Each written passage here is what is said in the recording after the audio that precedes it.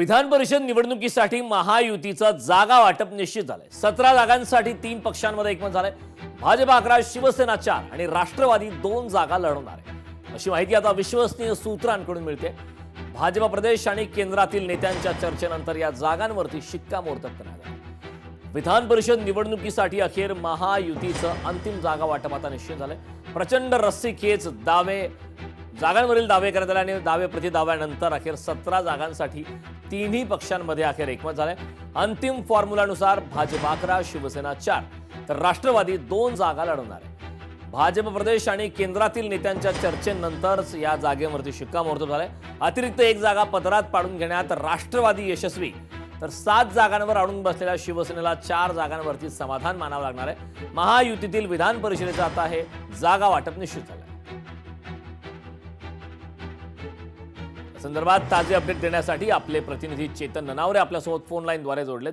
चेतन, आपण पाहतोय बरेच वाद झाले, आरोप प्रत्यारोप झाले, दावे प्रतिदावे आणि त्यानंतर अखेर अंतिम फॉर्म्युला समोर आलाय। भाजप 11, शिवसेना 4, राष्ट्रवादी 2, काय अधिकची माहिती आहे?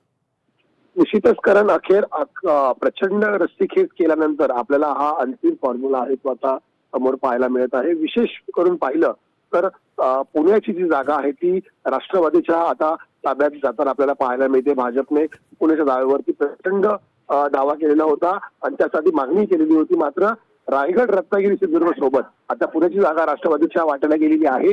तर एकंदरीतच आपण पाहतो की दुसरीकडे शिवसेनेकडून एकंदरीत छत्रपती संभाजीनगरची मागणी केली जात होती, मात्र नाशिकची जागा कुठेतरी भाजपच्या वाट्याला सोडताना संभाजीनगरची जागा भाजपने घेतलेली असताना नाशिक ही शिवसेनेच्या वाट्याला गेलेली आहे। त्यामुळे 7 जागांची मागणी करणारी शिवसेना अखेर 4 जागांवरती आपल्याला आता या ठिकाणी समाधान मानताना पाहायला मिळते आणि 12 जागांवरती दावा करणारा भाजपला देखील 11 जागांवरती आता समाधान मानताना पाहायला मिळणार आहे। त्यामुळे या अंतिम फॉर्म्युल्याची यादी जी आहे ती लवकरच आता आज रात्रीपर्यंत, उशिरापर्यंत सादर केली जाईल, अशी माहिती सूत्रांकडून कळते। कारण नक्कीच चेतन, आपण पाहतोय महत्त्वाच्या घडामोडी घडल्या, बैठकांचं सत्र पाहायला मिळालं। शिवसेना 7 जागेंवरती अडून बसली होती, मात्र त्यांची मनधरणी करण्यात अखेर भाजपला यश आले असं म्हणायला हरकत नाही, कारण शिवसेनेला केवळ 4 जागेवरती समाधान मानावं लागलंय। याबाबत काय अधिकची माहिती द्याल? निश्चितच कारण एकंदरीत संख्याबळ पाहिलं असेल आपण, त्या संख्याबळानुसार विशेष करून भाजप जवळपास 15 मतदारसंघांमध्ये अधिक त्यांच्याकडे संख्या होती, तर 2 ठिकाणी राष्ट्रवादीकडे अधिकचं संख्याबळ होतं।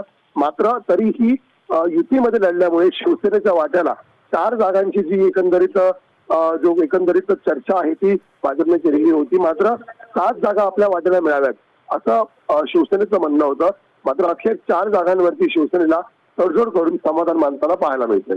कारण नक्कीच चेतन, खूप खूप धन्यवाद या महत्त्वपूर्ण अशा माहितीबद्दल।